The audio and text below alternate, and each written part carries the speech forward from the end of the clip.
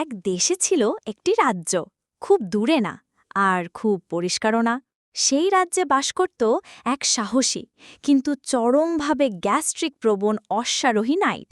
নাম তার স্যার ফ্ল্যাটুল্যান্ড। ওকে ফ্ল্যাটুল্যান্ড বলা হতো না কারণ সে বাঁশি বাজাত, না, তার কিংবদন্তি শক্তি ছিল তার পিছন দিক থেকে আসা শব্দে, যা পাহাড় কাঁপে দিত আর ড্রাগনের গর্জনের চেয়েও বেশি ভয়ঙ্কর ছিল।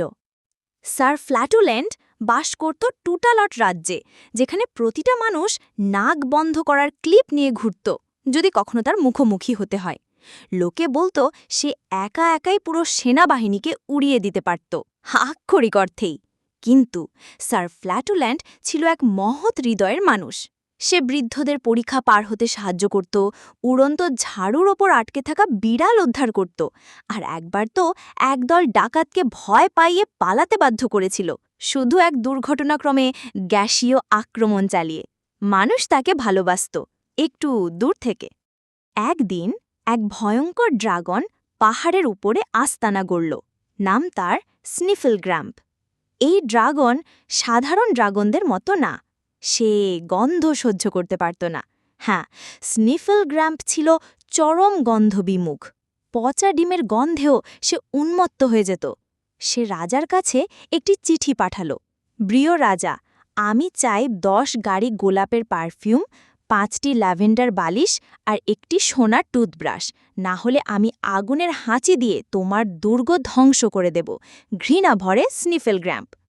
রাজা খুব চিন্তায় পড়ে গেলেন। গোলাপ তো খুব দামি, আর ল্যাভেন্ডার তো স্টকে নেই। তাই তিনি ডাকলেন তার সবচেয়ে বিপজ্জনক যোদ্ধাকে, স্যার ফ্ল্যাটুল্যান্ডকে।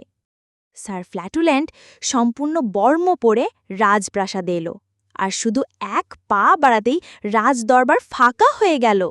রাজা তাকে একটা গ্যাস মাস্ক দিলেন আর বললেন, তোমার কাজ হলো স্নিফল গ্র্যাম্পকে পরাজিত করা, তোমার প্রতিভা নিয়ে যাও।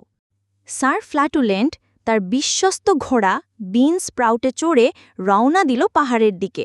পেছনে রেখে গেল কিছু অজ্ঞান হয়ে যাওয়া কাঠবিড়ালি। সে যখন পাহাড়ে পৌঁছাল, তখন স্নিফল গ্র্যাম্প গর্জন করে বলল, কে এলে তুমি সুগন্ধ ছাড়া?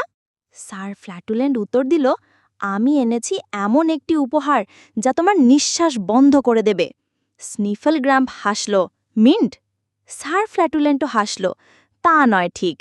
সে পাহাড়ে চূড়ায় উঠে খেল একটি সেদ্ধ ডিম, একটি বিনের বাড়িত্ব, আর রাজবাজারের এক সন্দেহজনক হটডগ। তারপর এক বীরত্বপূর্ণ ভঙ্গিতে সে ছাড়ল এক মহা শব্দের গ্যাসীয় বিস্ফোরণ। ব্রুব্রো ব্রম টম্প! গাছ কেঁপে উঠল, মেঘ ছেটে গেল, কাছের একটি ছাগল অজ্ঞান হয়ে গেল। স্নিফল গ্র্যাম্প চিৎকার করে উঠল, ও না, এটা কি গন্ধ!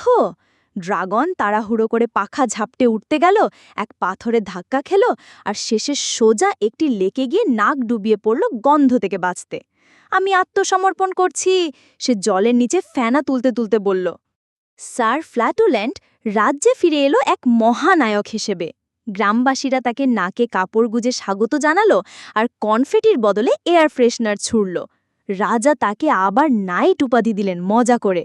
উঠে দাঁড়াও, স্যার ফ্ল্যাটুল্যান্ড দ্য ফ্র্যাগ্রেন্ট। আর ড্রাগন?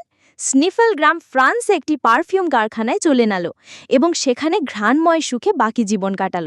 গল্পের নীতিকথা, আপনার সবচেয়ে দুর্বল দিকটাই জয়ের পথ পরিষ্কার করে দিতে পারে।